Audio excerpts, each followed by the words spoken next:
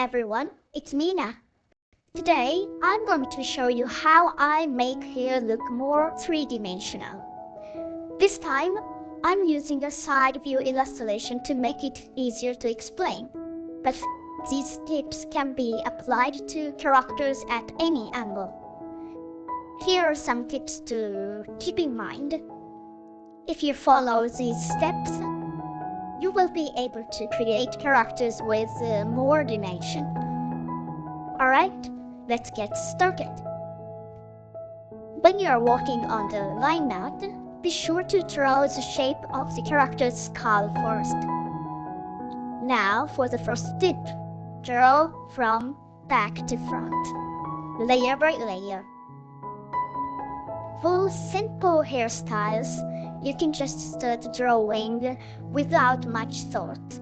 But for more complex hairstyles like this, I recommend dividing it into blocks while keeping in the three-dimensional look in mind. The advantage of block division is that it helps you understand the overall structure, allowing you to draw more natural-looking hair. It also helps you think of the hair in layers, which makes even complex hairstyles appear more three-dimensional. This method is particularly useful when there's movement in the hair. When the hair is blowing in the wind or has a lot of movement, this technique helps you better understand the structure and create high-resolution illustration. So let's start by drawing the back hair in this illustration. If you can add a bit of three-dimensional movement to the tips of the hair, even better. Something like this. The hair should flip forward, back, or sideways, but don't overdo it, just a little bit is enough. Since this hairstyle isn't too complicated, I'm dividing it into three parts. The hair behind the ears, the hair besides the ears, and the bangs. Also, the back hair often gets covered by the bangs and other parts later. It's still better to draw it while keeping the structure in mind. When drawing long hair, it's helpful to think of it as a single piece of fabric. I'm not sure if I'm explaining this well. Maybe it's worth doing a basic tutorial on how to draw hair. Even though coloring is important for making hair look three-dimensional, we still need to make an effort to achieve some dimensionality in the line art. Here's another tip for drawing three-dimensional hair. Pay attention to the thickness of the hair. Give it some volume like this. Keep that thickness in mind.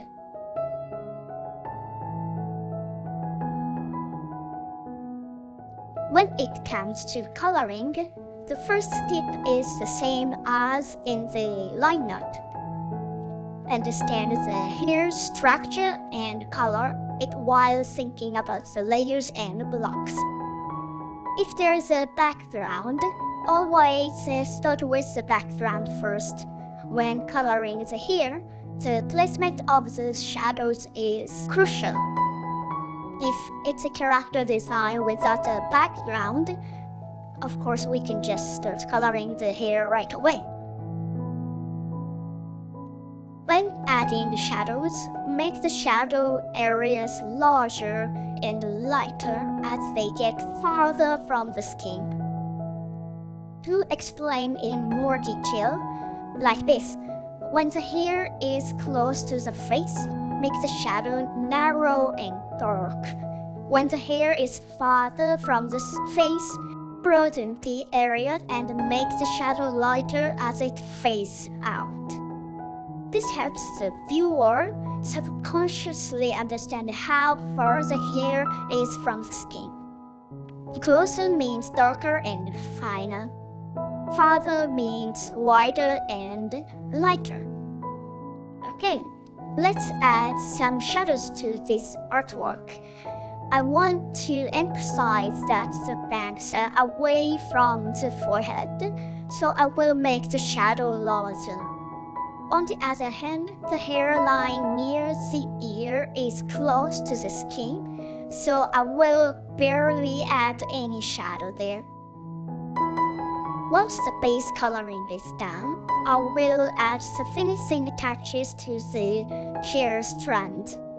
From here, I will add parts that weren't in the line knot. This is a very fun process that we have to be careful not to overdo it, just like with the line knot. Adding some flips to the hair and you will give it a more three-dimensional look.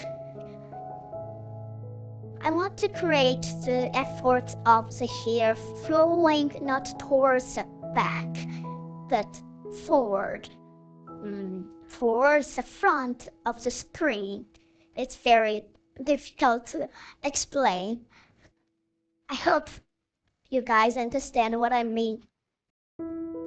So, how was that? Today, I explained how to draw three-dimensional hair. I hope you found it helpful. If this tip was useful to you, please let me know by subscribing to the channel, leaving a comment, or giving us thumbs up. I also welcome comments and feedback. This channel mainly focuses on tutorials and art processes. Thank you very much for watching until the end. Alright, so see you in the next video, I hope. Have a great creative day. Bye bye.